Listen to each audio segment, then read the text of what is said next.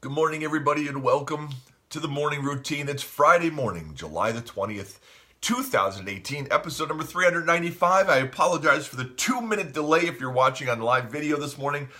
I'm telling you, the app that they have that does this video feature is very temperamental. There's many times you have to restart it several times to get it to go. So this morning happened to be one of those times, so I apologize for the delay. If you were sitting there staring at your phone at 6:40 a.m. going, where is he? What happened? What? Here I am. I'm right here. I apologize for that. So I hope you guys are all doing good. Happy Friday to you.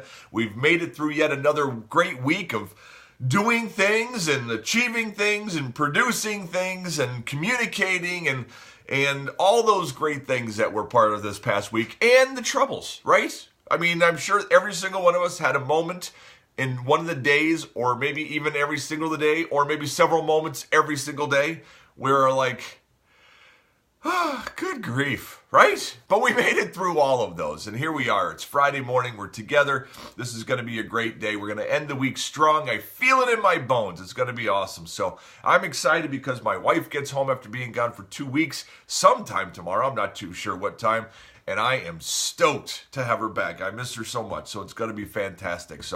But let's see, what else is today? Friday, weather's nice, rain is coming in northeast Pennsylvania, like supposed to start tomorrow and then rain for like the next 4 days or something like that, on and off. What else is going on in the world? Golf is going on. Yes, Tiger Woods is in the middle of his tournament over, where is that, in Britain? I guess they're playing. I don't even know where they're playing, but I know there's a big tournament. That's a big deal. I know that. What else? I think that's all I know, I guess. I don't know. But I do have to figure out my pool. My pool is a little cloudy. That's what's going on in my world. That's the one thing that's like hanging over there, besides all the other stuff that I've got going on, like making t-shirts. I made a new t-shirt, by the way. It's going to be going live tonight. It's hashtag expecting with a little heart underneath it for moms who are expecting. It's going to be a great shirt. I think I might make it also into maybe a tote bag or a mug or maybe, who knows, maybe a beach towel. I don't know. So, I just got to tinker, man. I got to tinker. I'm a tinkerer. If I was young and small, I'd be an elf. That's all I got to say. So, always got to try new things and test myself, even though nothing works well. So, I don't know why I continue to do it, but it's fun, right? Why do the same thing every day? Why do the same thing every day? So we got to push ourselves to try different things. So I've got stories for you guys here this morning, and I'm excited to share them with you. One in particular has got my interest. The other ones there's another one that's actually going to be helpful for a lot of people as well. So I'm excited about that. But before we jump into those, just to remind you that everything that I'm about to share, the snippets, the little snippets, are going to be part of articles that you can find in their entirety if you go to themorningroutine.live. Yes, you go there, you'll find all the stories, fully searchable. Search a keyword, it'll find articles over the last year, 2 years, whatever for you. And also newsletters there, 10 a.m. every Friday. You get one email that is a link to all the articles that were covered on that week. So if you don't have time to catch the morning routine every day, but you like newsletters of interesting stories, boom, one every Friday, 10 a.m. You can sign up for it at themorningroutine.live. So that said, my friends and compadres in the morning, let's go right into the first article that I have for you today. The first article I have for you is a very helpful article for many. This one you're going to want to go and check out. It's from Fast Company magazine. The title of the article is 4 Ways to Make Anxiety Work for You. The reason why this intrigues me is because we've covered so many stories, guys, of the high percentage of people who suffer from anxiety, whether it's a small amount or a high level of anxiety. It is very, very common, even more common now in students than ever before. Things are changing in society that are causing this level of anxiety. Nobody knows exactly what it's from, but it's happening. That's the point. So this article was pretty well written. Listen, it's not going to be the answer to your problems, but insight is always going to help you. We're getting more anxious is how they start off the article. Period. That's it. And it's true. March 2018 survey from the American Psychiatric Association found that 39% of Americans report being more anxious than last year. 39% more anxious than last year. Anxiety is a debilitating condition that keeps them in fight or flight response and affects their ability to function. For others, anxiety is an edgy sensation that can be harnessed to improve performance. And that's what they're talking about here. So just a quick, we don't have time to go deep into this to really give value to it. That's why you're going to want to go to themorningroutine.live to read it, really to nail it down. But one thing, name it. Explore the fear or nervousness and work on figuring out what's at the heart of it. What is making you anxious? Why do you feel this way? Once you can name the feeling specifically, you can begin to address it and change your thinking about it. It's a great point. Because it's one thing to feel anxious or nervous. I mean, I get that feeling in certain situations, right?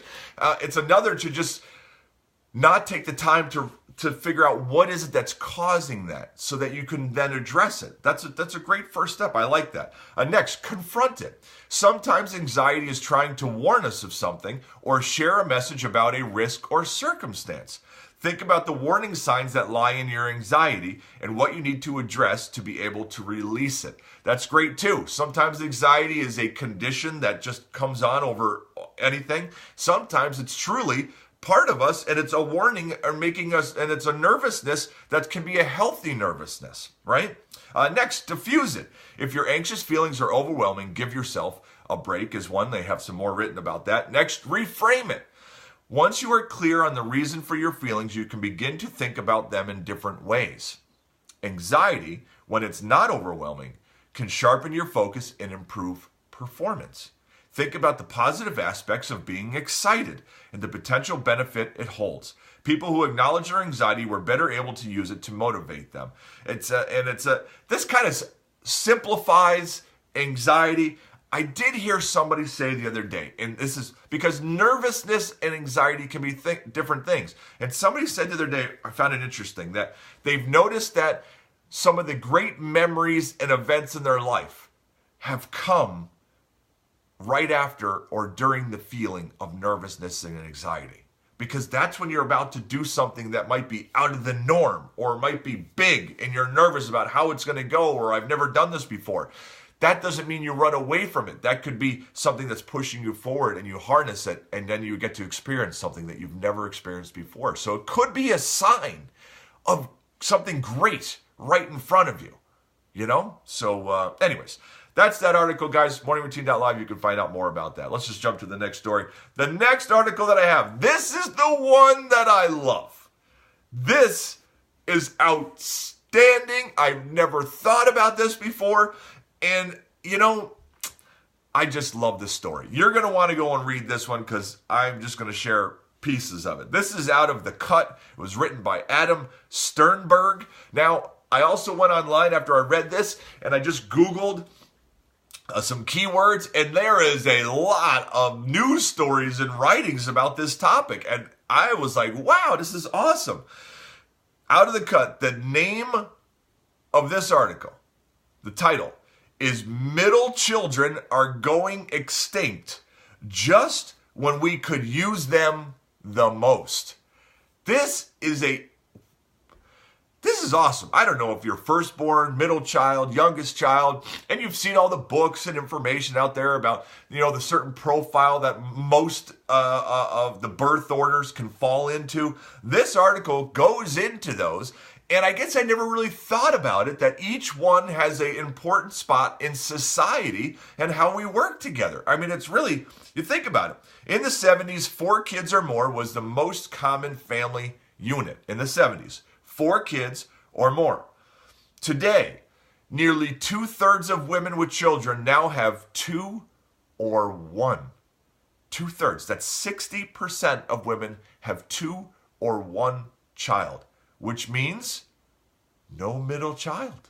Yes, families with 2 or fewer kids have become the norm for every demographic group. The extinction of middle children might not seem at first like a pressing dilemma, says this author. Middles, when they're thought of at all, are most often thought of as beleaguered, overburdened, underappreciated. Being a middle child is not something you aspire to. It's something that happens to you, right? Carrie says I'm the oldest and least favorite. That's sad, actually, but it's funny all at the same time. Carrie, I love you. Don't you worry, all right? So, but this is amazing, though. You think about this. Nobody wants to be the middle child. But, so how is the extinction of the middle child like making an effect on the world, though? Like, what does it matter, you might say? Well, I don't know. Middle child has to work harder to find a way to shine. Then we all benefit from their efforts. If the middle child is more likely to take risks, those risks might reward us all. If the middle child is a natural peacekeeper, can't we all use a little more peace? What few people realize is that middle children are actually more likely to successfully affect change in the world than any other birth order. The middle child is the world changer, the peacekeeper, the doer. What will we do without that?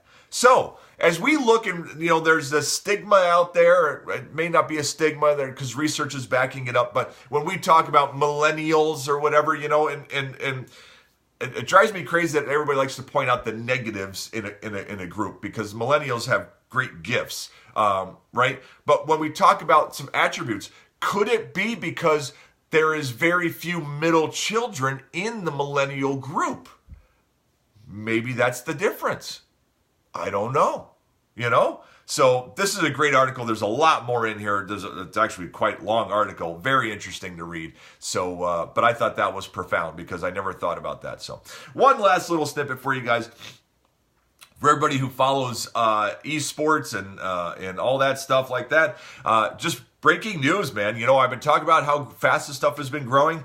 ESPN, the main sports network in the world, is to air the Overwatch League finals as esports goes primetime. Yes, esports being professional video game players, their championship for Overwatch, which is one game, will be shown on ESPN. Walt Disney Company will air the playoffs and finals of the Overwatch League on ESPN.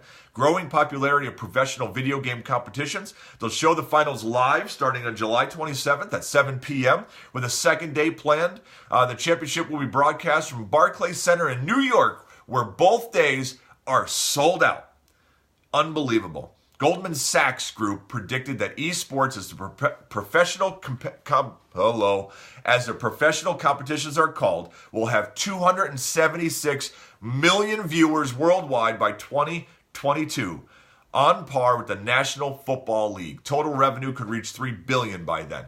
I'm telling you, big business right there. No joking around. So, and that's what we have for Stories for you this morning, guys. So, like I said, all those can be found at the morningroutine.live. Let's jump to some Google Trends. The top 10 most searched things yesterday on Google. Number 1, the British Open 2018. That's the tournament that I was saying that Tiger's playing in. British Open 2018. Number 2, search between Oasis. That has to do with Fortnite. Number 3, Carmelo Anthony, the basketball player, is trending at number 3. Haven't heard his name on there in a while. Number 4, The Equalizer 2. Number 5, Mamma Mia, Here We Go Again. Mamma Mia. Isn't that like a movie or a play or something like that? Number 6, Jimmy Garoppolo is trending at number 6. Number 7, The View, as in that TV show that drives me bonkers. Number 8, Dennis 10, which was an ice skater. Number 9, Marshalltown, Iowa. Marshalltown, Iowa had tornadoes in there, and that's why they're trending now. Number 10, Titans, as in the Tennessee Titan football team. They are trending at number 10, which is pretty good when a football team can trend in the top 10 when it's not even football season. So something must be going on there. I'm not sure what it is, but anyways, that's our trends, guys. Let's move forward to a passage of wisdom. Slow things down just a hair. Today's passage of wisdom is, I'm losing track of what we've covered and what we haven't. Doesn't really matter because we can all be reminded of great pieces of wisdom. Today, I love this one. This is a great passage. Comes out of Isaiah chapter 41, verse 10. So do not fear, for I am with you. Do not be dismayed, for I am your God. I will strengthen you and help you. I will uphold you with my righteous right hand. I'm telling you, man, if you are suffering from anxiety or nervousness, or there's things that just have got worry on your mind and you feel stressed, that stress that sits right across your chest muscles there and on your neck, because something is going on and it's got you all bound up. This is a passage for you. So do not fear, for God is with you. Do not be dismayed, for he is your God. He's your God. If you let him lead you, he will. He will strengthen you and help you. He will uphold you with his righteous right hand. It's funny when I look back to the days when I was running away from God and all the things that he wanted for me in my life, because I thought that I was stronger than that and I could do it on my own and do it my way. And you know what? I could for a while. And then you realize, you know what? You can't, because it takes you places that you don't want to end up. And it really is hard to do something on your own. If you're trying to do something on your own right now and you're carrying that stress and that strain, hand it over to the God who says, I am here for you and I will strengthen you. Let's pray. And let's start this day. Father, good morning. Father, your passage this morning is powerful. After we just covered an article talking about anxiety, and we know how many people suffer from nervousness and anxiety, and how many people are going through troubles and things in their life that they wish weren't that way, and they're carrying things on their minds and their hearts. And Father, you're right here for us. Isn't it funny how, Father, I can go through my day worrying about something and trying to make something happen and stressing and straining, and it doesn't even cross my mind to stop and ask you to carry it for me and hand it over to you and just allow you to lead me, instead of me just trying to do it on my own and carrying on my own and checking back and saying, hey, God, how are you? And checking in with you. And Father, help me to be better at letting you lead, handing over the blessing, the good and the bad, handing it over to you and trusting in your strength, in your wisdom, in your direction. Father, we can all do better at building on relationships, and that includes our relationship that we have with you. Help us on this Friday and going into this weekend to find ways to build onto that, to see your face more clearly, and to lean on you more and hand over the stresses and the strains, as you say right here and have offered so greatly, to carry us all the way. We love you and we thank you. Amen. And that, my friends, is a wrap. Thanks for being here today for the morning routine, guys. I hope that your Friday goes exceptionally well.